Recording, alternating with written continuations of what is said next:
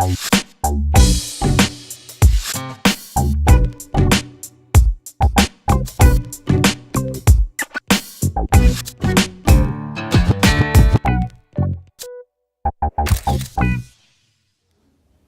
everyone, welcome to this short video session about a topic that is very close to my heart. Let's start first by telling you who I am. My name is Davide Sola, I'm a professor of strategy and management at ESCP Europe, and I'm teaching currently in London, Paris and Turin in the subject in the area of strategy. The topic of today is going to be around something called orchestrating change. What is orchestrating change? Nowadays, the environment, as you all know, is changing radically. Every day we read on the newspapers that things are changing. Think of just the environment of the telecom. A few years back, Nokia was the giant, and 3 or 4 years later, Apple, an upstart in this market, is now the dominant player. And all this brings us to the point that change is needed. And change techniques and practices are probably the top of the agenda of any executive and leader in any organization. The problem with all this is that, unfortunately, most of change programs, or most of transformation programs, as we call them today, do fail. And the rate of success is very, very low. All this, despite the fact that many scholars, in many different parts of the world, practitioner, advisor, consultant, have been looking into the topic, trying to find the reason why change failed, and the reason or the way to get change to get better and to increase the chances of success. Well, the causes of failure are many, and we have people saying that the reason why change fails is because people do not understand why they need to change, or they do not understand what they should change, or simply they don't understand what is in it for them, i.e., what is the incentive for me to change the way I'm doing things. Well, this takes you to the topic of today. Well, in the last several years, probably I can count 10 at least, I've been working with organizations and for-profit and non-for-profit in this topic, trying to understand first and foremost what are the causes of change, what are the causes of why change fails, in fact, and as well on how to overcome such barriers in order to maximize the chances of success in change programs. So, what are the results? Well, first and foremost, change requires a number of preconditions. And those preconditions are normally quite widespread among organizations. And I can classify at least 3.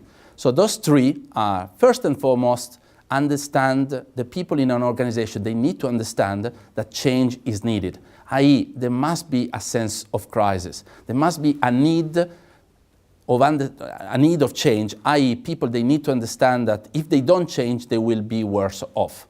And that's the first condition. If you don't have such thing, change will not even start. The second precondition is that, of course, you need to have the sense of crisis, the sense of urgency that change is needed. But at the end, if you only have that, people will be very anxious. People will become very frustrated. So what you need to have as a second precondition is a vision of the end state, i.e., give a picture of the people or where they would be if they overcome the change. And this place has to be better than the previous one, so that the people will decide to go from A to B only when they see that B is better than A. And that's the second precondition. The third one is, of course, that people and generally the member of an organization, they need to have some sense of direction. So the leadership of an organization needs to give at least the direction, the guidelines of where and how they should reach the point B in the plan. All those 3 preconditions, if you think about it, are very, very common in many organizations that they embark change. They are called strategic plan, they are called business plan, they are called change plan, and they are plans. They are more or less detailed, but as we all know, a plan is only as good as if it gets implemented. And that is where the tricky part starts.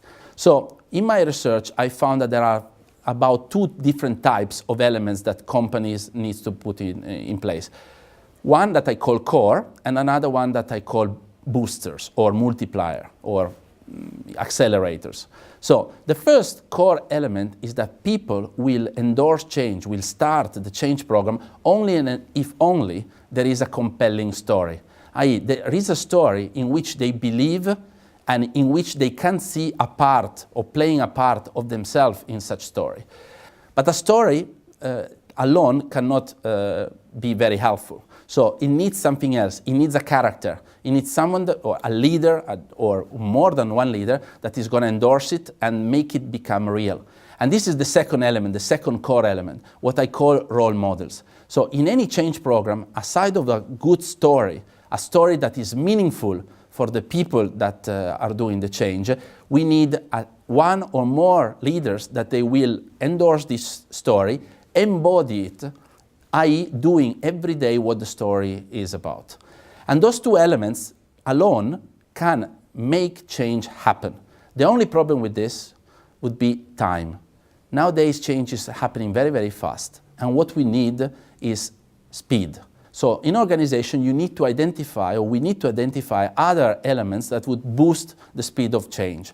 And those elements, or what I did over the years, is to classify those in 4 different groups. And those groups are, first and foremost, we need to identify within organization what I call enablers. Who are enablers? Enablers are not role models, are just people that are very, very connected within the organization, so that they will be able to transmit the story and what the role model is doing very, very quickly. The second group of things that you could do, or the second group of elements that you could do, is what I call change of context. Let me give you an example. Many years back, I was involved in a turnaround of an airline. And one big issue with this organization was the speed of communication. And one thing I noticed myself and the other people working on this program is that when we were walking in the corridors of this firm, every door was shut. And once we were opening this door, instead of seeing a person, we would see some desk with maybe 1 or 2 or 3 assistants, and then another door to lead to eventually the manager that we wanted to talk to. So basically, think about how quickly or how willing you are to share an idea, vis-a-vis having, for example, an open space office. I'm not advocating that open space offices are better than individual offices, but what I'm saying is that the architecture, the context, may tell you a lot about the change that you want to do. The third element would be, of course, I can tell you to change with a very good story. I can lead you as a leader into the change. I may change the environment, the organization, the physical infrastructure. I may also have a lot of people close to you telling you that change is very good and that we should do it. But then perhaps I am frustrated because I don't know how to change. So the fourth element, in the third element in all this, is capability building. You need to help people with formal and informal training on how to change into, or in what to change into. And the best way I see is, rather than classroom teaching, it is very much learning by doing it and apprenticeship. So people next to people that they know how to change, that teach other people how to do it.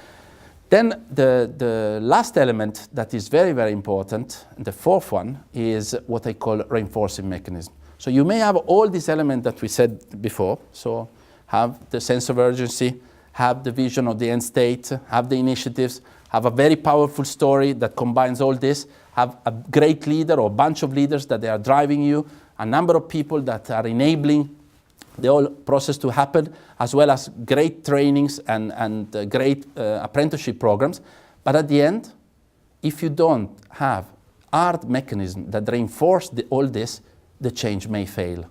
For example, imagine that you all done all this, and then you are in a company where your colleague, which has been the biggest procrastinator of change, i.e. he was not taking it on, is promoted. Just because in that firm, people are promoted on tenure, i.e. after a certain number of years, they are promoted. And you, that have endorsed the change and done everything according to the plan, you're not being promoted. So reinforcing mechanisms are all those mechanisms that will enable the story to become real. It might be attached to compensation, it might be attached to promotion, it might be attached to the fact that people have given more responsibility if indeed they endorse the change. Now, to conclude all this little or short video, I like to say that all those elements, unfortunately, need to be all in place at the same time. And that's the reason why many changes or many change programs fail, because you just need one of those elements not to be in place, that the whole castle falls apart. And this is why change is difficult. That is why transformation are often a failure.